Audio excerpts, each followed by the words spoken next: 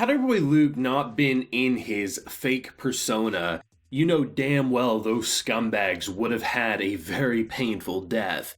But you have to, respect the commitment of the identity. This is someone who is a part of a very prestigious trading company. It wouldn't make sense to kill and, be that type of person. His persona needs to be a kind-hearted prince, someone a part of the kind of fashion industry, a trading industry, something to that persona, not someone who can take down, a human trafficking ring in terms of violence, but someone going to the law and exposing it in that way keeps his identity a secret while still punishing in some ways some pretty nasty creatures, not humans, creatures. And this episode was, without a doubt, I think the most powerful, the most disturbing, the most emotionally messed up, but goddamn did the directing nail what went down at an orphanage for 2 years, because that was pain. I mean, you kick it off with our boy changing up his persona. Lugh is changing his hair, he's making an entirely new identity. You knew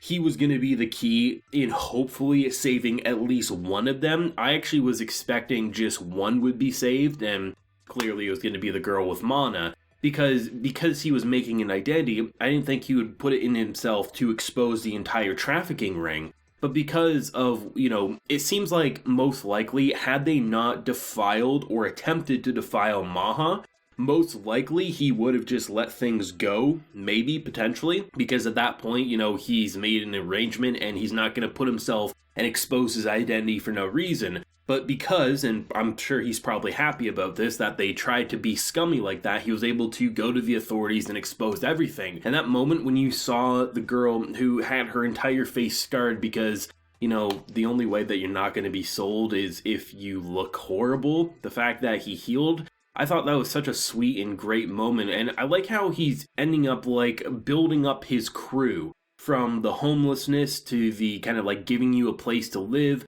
to saving you like a knight in shining armor, a prince. It's really interesting to see how he's building up his arsenal while also just simultaneously being a good person all at the same time, while sticking true to his assassin persona. Like that moment where, he literally pulls the knife, and I was like, oh my god, as much as I wish he would, I understand you gotta keep up the facade. To see just the escalation of what these kids went through, I mean, the idea that she pretty much made this really smart plan about saving enough money, helping tourists, be able to get to their locations, making a little bit of money. Eventually, they'd buy nicer clothing, they could do more tourist attractions, and ultimately they someday might be able to have a house and a family together, like a true one. They wouldn't have to sleep outside. And then these disgusting monsters pop up and bring them to just a disgusting individual who you immediately knew what was about to happen. There's a certain ugly bastard design that if they're in any sort of authority position, you know damn well what type of shit they're about to do. And it was even worse than I was imagining. And the direction that they went about how, you start off with someone who, they dress her up, they wash her in pretty horrifying ways. But to see how she was so ashamed to even be looked at when she came home, and I mean, just to see what went down, it's something that's pretty heartbreaking. The facial animation, in terms of the quivering of the lips, the smearing of the lipsticks to the eyes not even really being shown, but just, you could see the twitching to then the waterfalls go. It was just such a painful and realistic scene. You didn't get a sense that this was just some anime scene that was playing it off or this or that. It felt like a real sequence that was just heartbreaking and disturbing, and you wanted these creatures to suffer a fate worse than death. And, it's one of those things that I wasn't really expecting a happy ending, and I don't think you could really argue it was a happy ending, because while sure, the future for them will be better, I mean, the shit they went through to get there is something that they're not going to get over, and nor should they, given the trauma that they went through. I mean, look at Maha herself. I mean, up until, she had to literally send the people that she was trying to care for out to these horrible situations. And then when it was her time, she couldn't. She was ready to run, and rightfully so. Just to see the escalation, to see how they had it better on the street for their food. They were poor, but they were, because they had connections with the markets, buying their leftovers for cheaper.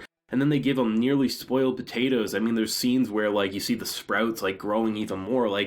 it was just, you just got a sense that you wanted to strangle these creatures, like, for what they were doing. And it was so well directed. That's what made it so heartbreaking, as if it was your family, suffering this horrifying fate. And the imagery and how they, like, presented certain things, like, after the sequences went down, like, that, there was, I think it was 2, maybe 3, but I think it was 2 times they focused to the top of the house where you had, like, this rooster, like, windmill, or this little thing that would spin. And the idea of, that obviously that relates to cock. And then there was the flower sequence and the idea of purity with flowers after seeing such an impure act. I thought they did really good with visual symbolism to get across what went down without actually seeing the physical act, because the reactions from these characters said it all, mixed by some pretty subtle and at times in-your-face directing with imagery and symbolism. It was hard to watch. It really was, but that's what you would want to see if you're going to tackle a subject matter such as this.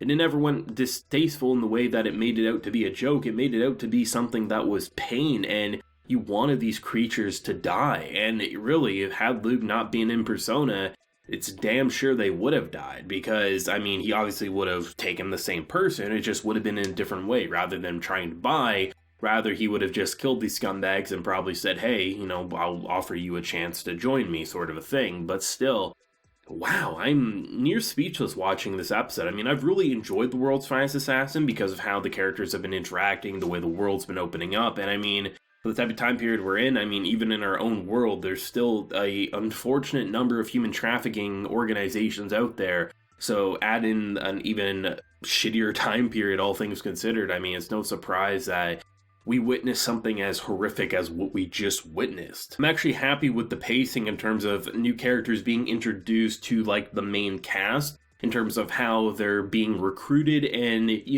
despite there being essentially, 2-year time skip in this episode from the characters who get introduced to, within this episode, we see them 2 years later. It doesn't really feel like it's fast pacing per se, but more so just showing you the most interesting or the most, horrific points of their lives to then show, really get across that someone like Lugh popping up 2 years after the bullshit that they had to endure, it's no surprise that she would call him a prince. It's not like it was a month, or, even if it was a month, I'd believe it, given the shit they had to go through. But I really like how they're using time skips without it feeling like rushed pacing or anything like that.